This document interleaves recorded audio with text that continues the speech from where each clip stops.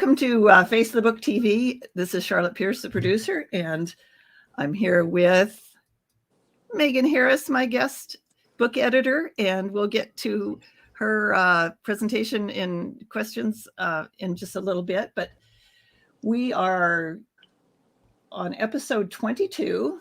We had a little bit of a break in between, but we started in 2008 at the Arlington Community Media Station, and we now do live streaming on on a StreamYard, and we pull the audio for distribution. So you can find it on all of your favorite audio podcast apps. Just give me a couple of minutes after we're finished to distribute it. And the Face the Book TV focuses on the publishing process. So not writing, but the process of the publishing, getting your book to readers.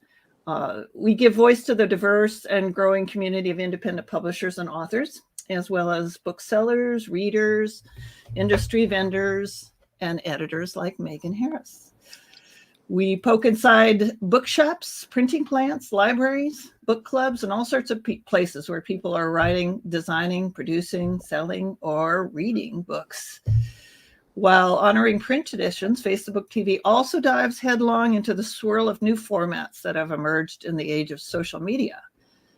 Like Megan, I found Megan on TikTok, so that's like totally foreign to me, but I'm getting into it. Audio, interactive publishing, and ebooks. So our aim is to help our audience discover exciting new independently published books and learn how to publish their own. We invite you to subscribe on our YouTube channel and use our self-booking form to apply as a panelist or audience member, or to learn the craft of media production as a member of our crew. And you can find all the links at piercepress.com and in the show notes on this episode, as well as contacts for Megan and other resources that she's going to refer to us. So hi, Megan. So hi, Charlotte.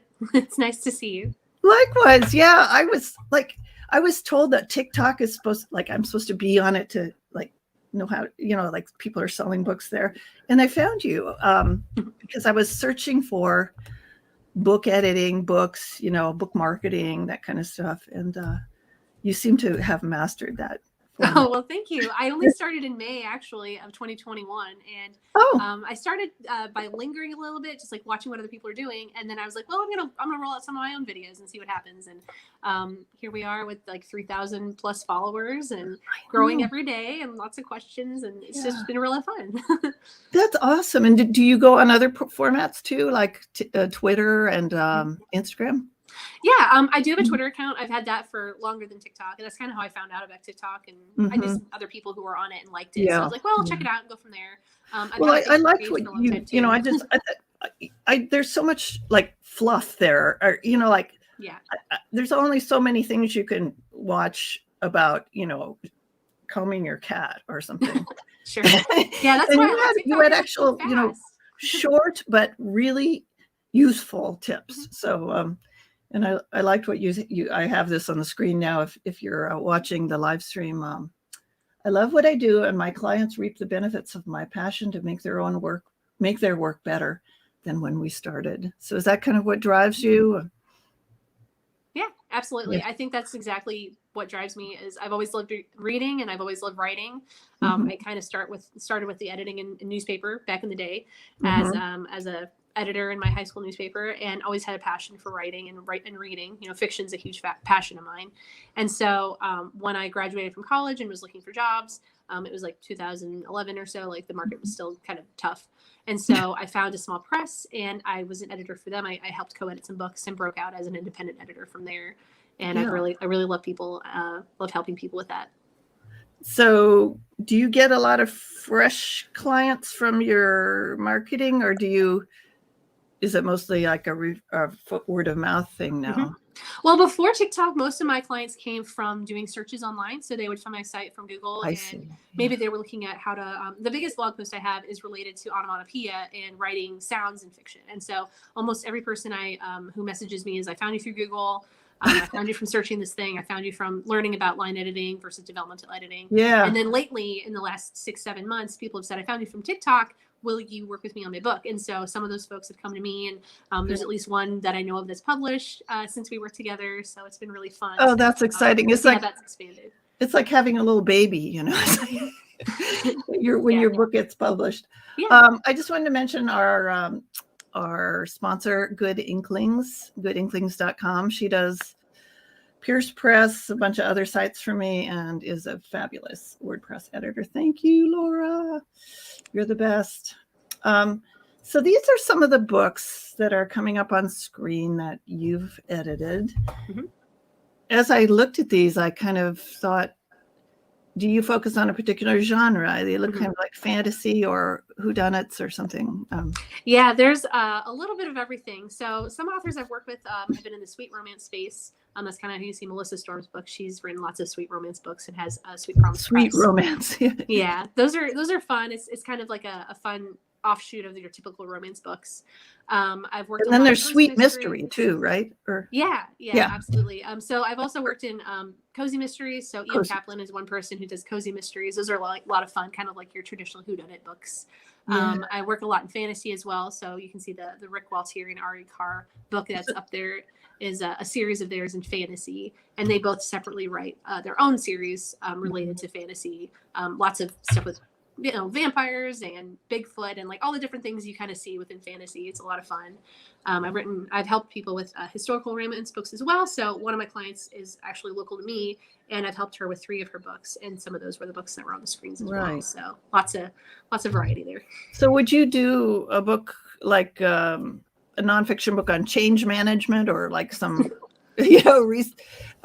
scholarly work, or would you stick with fiction? I mostly stick with fiction. If I get inquiries like that, I'll usually refer it out to somebody. My professional background is related to some of those areas, but I feel a lot stronger in fiction just because I already have that foundation, and there are a lot of other people out there that are more skilled in nonfiction. Right. Well, that makes sense, and then you don't drive yourself crazy trying to learn a new field. Yeah, it's nice to stick with what you know, because people depend on that in a lot of ways. If they are hiring an editor, it's good to think of somebody who has that experience. And if they found you, would you be able to refer them to someone that does a good job editing nonfiction? Yeah, I'm hopeful that I would. Most of the time, I'll refer to people in other professional organizations I'm in. So I'm in the AIPP, which is the Association for Independent Publishing Professionals. And we have a Facebook group, and sometimes I'll be like, hey, I have this referral. I either don't have the time or it's not my area. Can somebody take this? And then I might pass their name on to someone. And we have a little slide up here. If you're listening, we'll go through verbally as well, but types of editing: developmental content, line and copy editing, and proofreading. Are those something that an author should ask one editor to do all those things? Or in what cases would you say you'd need somebody different or an additional layer of editing? Yeah, that's a really great question. I would say that in general, I've worked with people on developmental editing and content editing in their same project, as well as line editing. But when it comes to proofreading for that final polish, it might be great to have somebody else kind of do that for you. So if I'm working with a client and it's just them and they say, I really appreciate what you've done, can you do the proofreading too? I might say, you know what? Let's find somebody who can get a fresh set of eyes on this, because you've looked at it to death. I've looked at it to death. We've probably looked at 12 different versions of this by the time we've done developmental editing and line editing, and we've looked at the content. We've kind of made all these tweaks. So a proofreader is kind of good to bring in as a final polish if you're able to afford it, and if you're able to find somebody that can do it for you. There's lots of self-editing people do as well, but that's what I would say. I mean, self-editing's fine. I would never trust myself to do the final thing, though. I mean, I have seen so many things in my own stuff when it's about to go to print, and there's some horrible. So we did have a question. Can you tell us some proofreading horror stories? Sure, that's a really we love horror stories.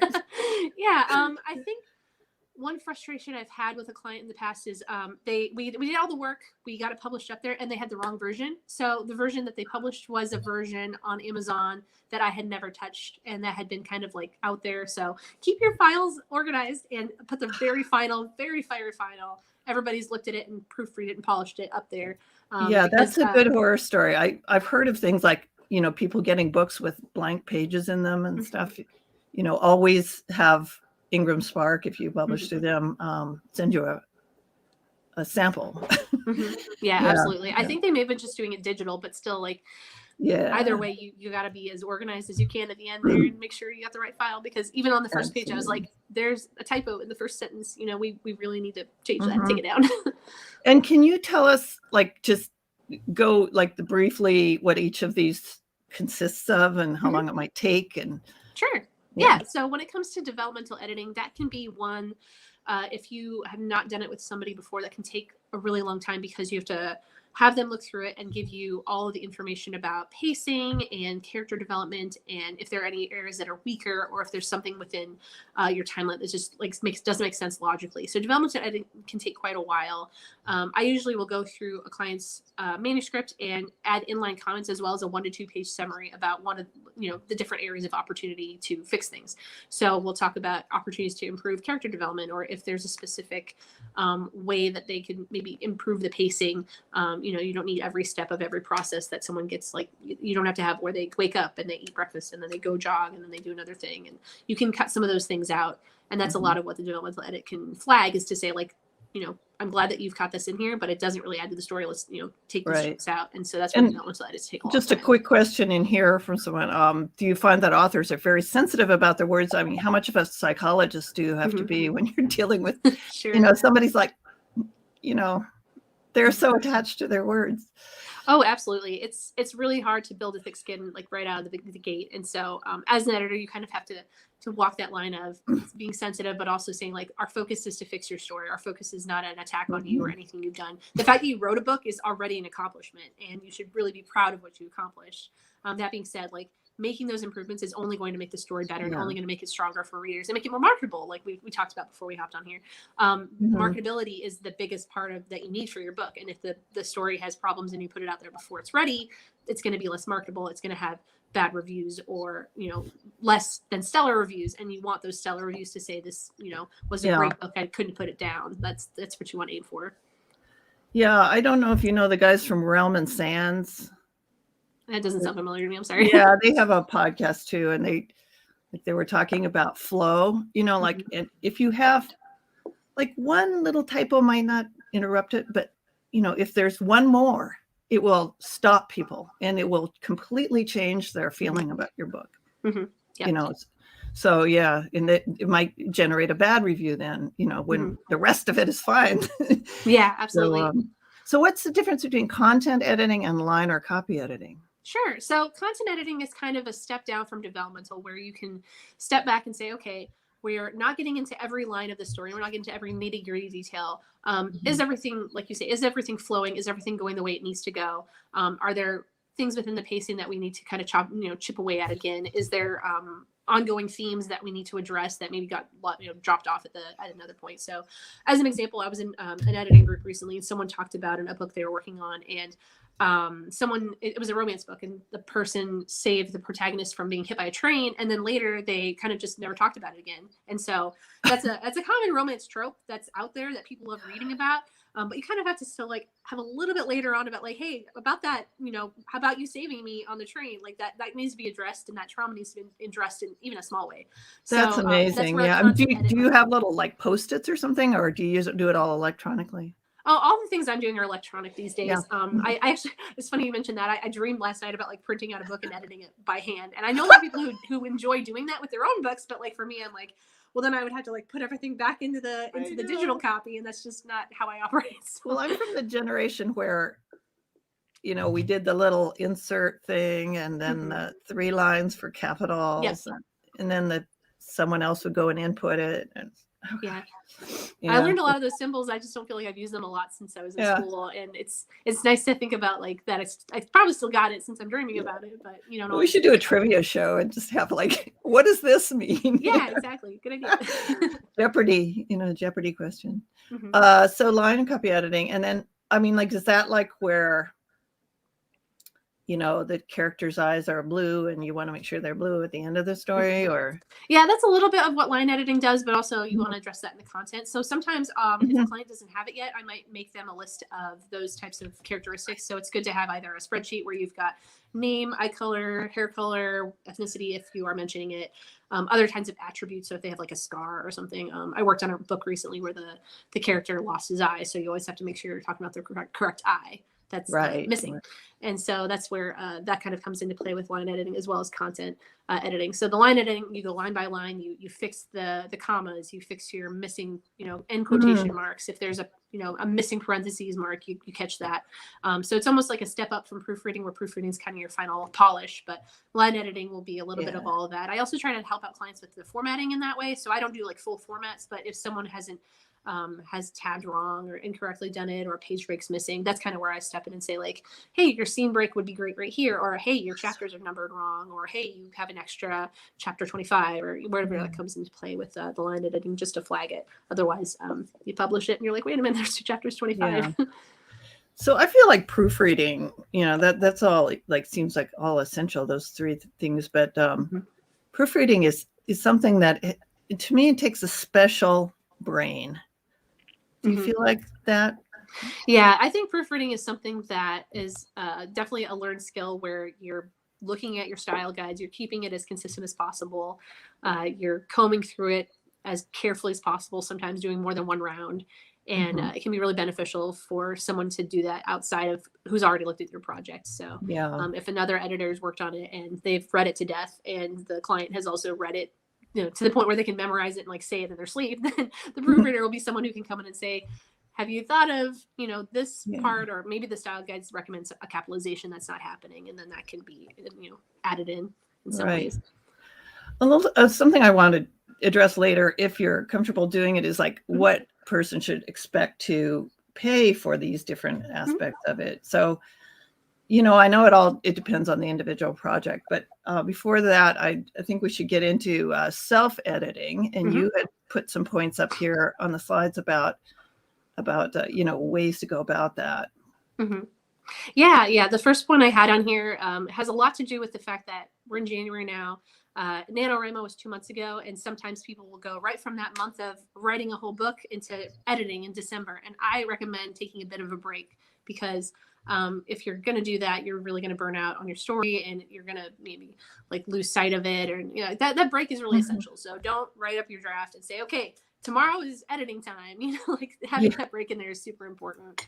And that's why I add that in there. Like, get your brain separated from the project for a bit, come back with fresh eyes, and that will really help out.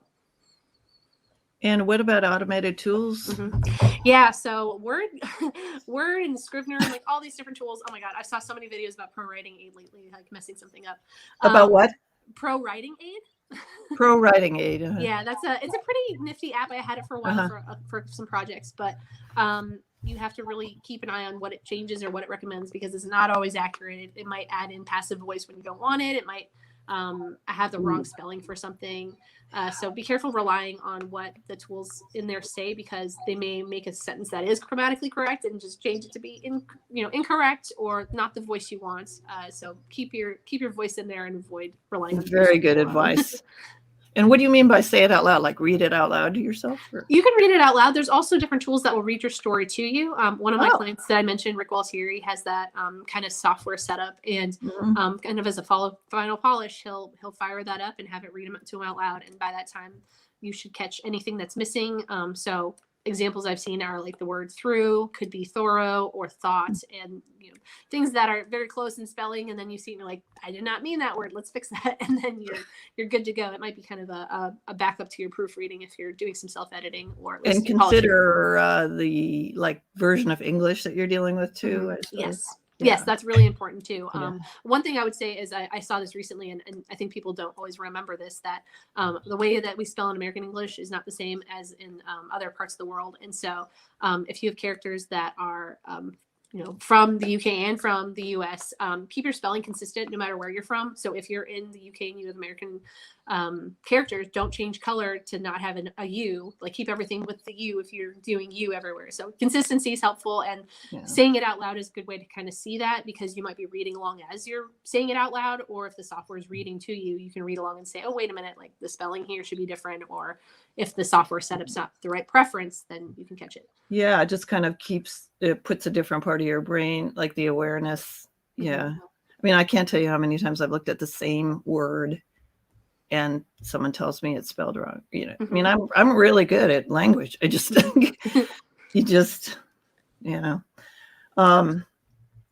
well, great. Anything else about the types of editing or self-editing that you want before we get into resources?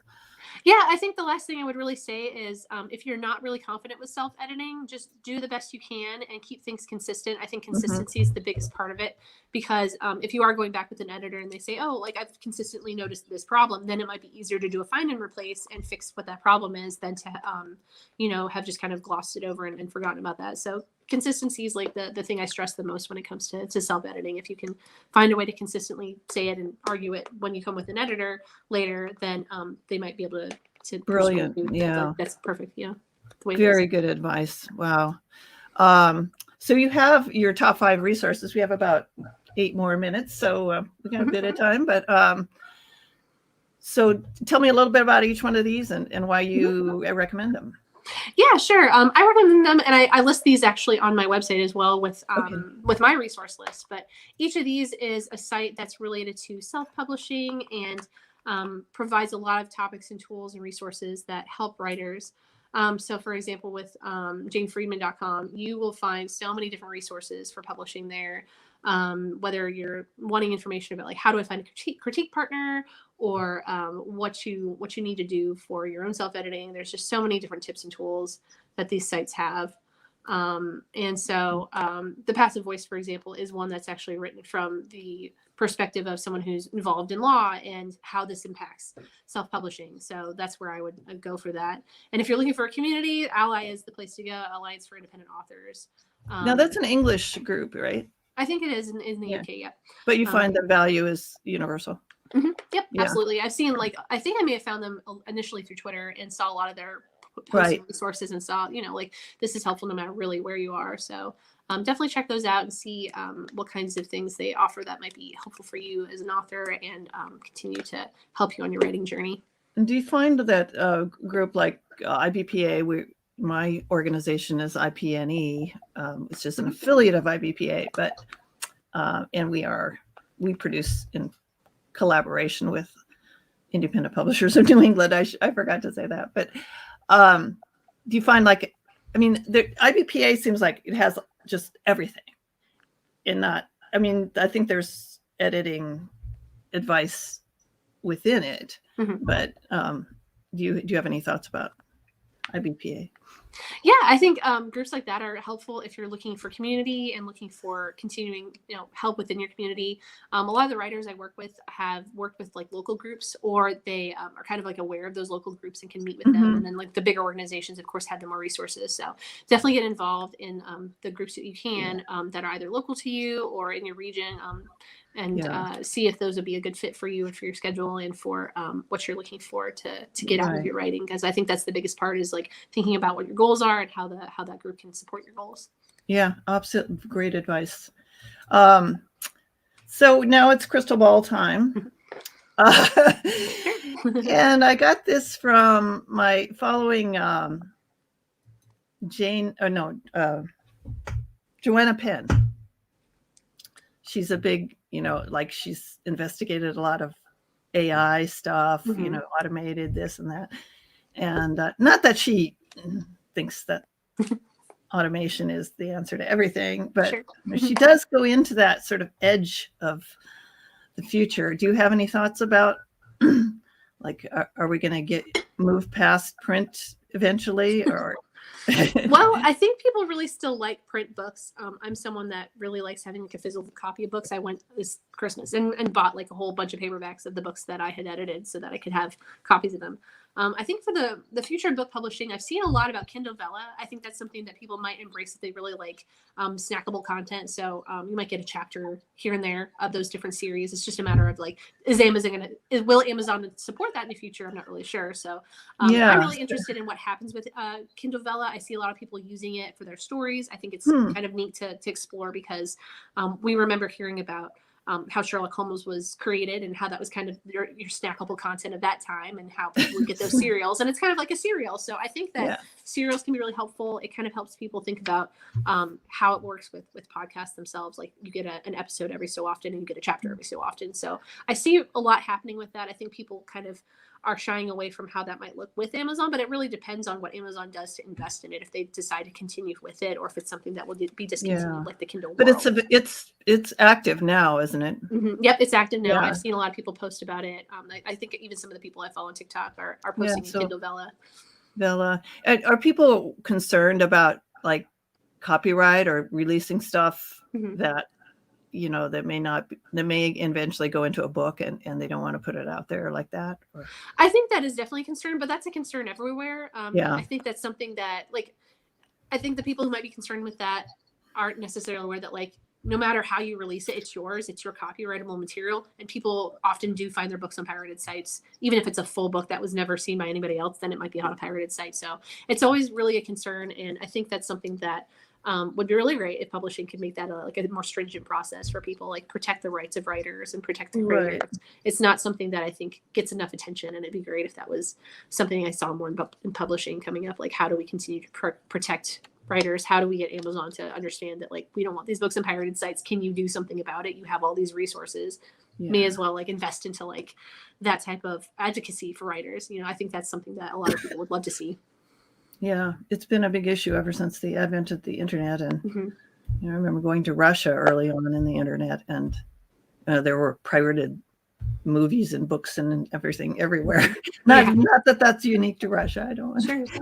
But anyway, so let's we're going to have a little time at the end for anything else you want to add. But my company is Pierce Press, and we have a new book coming out, a children's book. I don't produce my own books, but this is by my author, Cheryl Davis. And it's a book about a kid who flies around the world saving habitats and animals and things.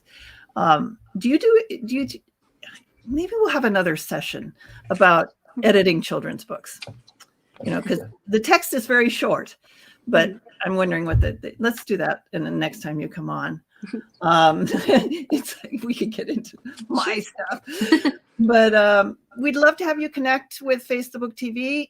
Listen, the episode hashtag is, believe it or not, Face the Book TV. And you can find all the show notes and links and everything to Face the Book TV on piercepress.com. Eventually I'll have a website for Face the Book TV, but we're still going through my publishing site. Here's our hashtags, Face the Book TV. If you're a member of Independent Publishers of New England, we'd love to have you use that hashtag, and we will stalk you on the internet and give you prizes and wonderful things. Hashtags and tags are always helpful. That kind of lets us know that you're out there and and we can collaborate and support each other in getting our books to wonderful readers.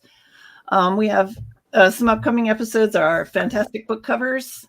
Always a great topic. I love, having artists on and having them show their book covers. I think it's just fun. And a book cover is a critical aspect of marketing your book, because it's the thing that people look at first, and a book cover, not that people are judging them by the cover, but maybe they are. I don't know. It attracts them.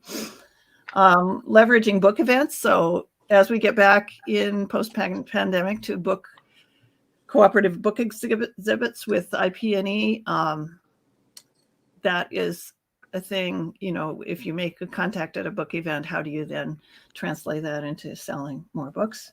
Publishing poetry, which is very unique genre. I mean, I guess that's redundant, isn't it? You would probably flag that in a. Anyway, publishing poetry. One of our president of IP&E publishes some poetry, and he's got a good take on that. Social media for the rest of us, always a great thing. Maybe Megan can come on and tell us how to use TikTok. Yeah, I'd be happy to. Yeah. We'll show you, some of the things you produce. I mean, it takes like 30 seconds to view it, but it's so effective. And converting to ebooks and more wonderful things. Another member of our organization is Mary Catherine Jones. She's the head of VoiceOver Vermont. Helped us with our conference. She actually ran our conference in November. She was a genius about that. So thank you, Mary Catherine, once again for that. VoiceOverVermont.com. And we are a production of Pierce Press. And now I'm going to give Megan a chance to give the last word, Sure. Yeah. Well, thank you for having me. And anybody who's really looking for editing tips and advice, definitely check out the resources that we've got in the slides. I think that'll be really helpful to look at. And if you want to find me on social media, you can just find me at mharriseditor, and that's also at mharriseditor.com. It's my website. So thank you for having me, and best of luck for all you writers out there. It's a tough thing to work on your book and edit your book, especially if you bring in an editor for the first time, but it's totally worth it. So yeah, and there's a lot of guidance out there that you can have. So thank you so much, Megan, and we'll have you back on for that children's book discussion. I swear, I need it. Okay, thank you. This is Charlotte Pierce signing out for Face the Book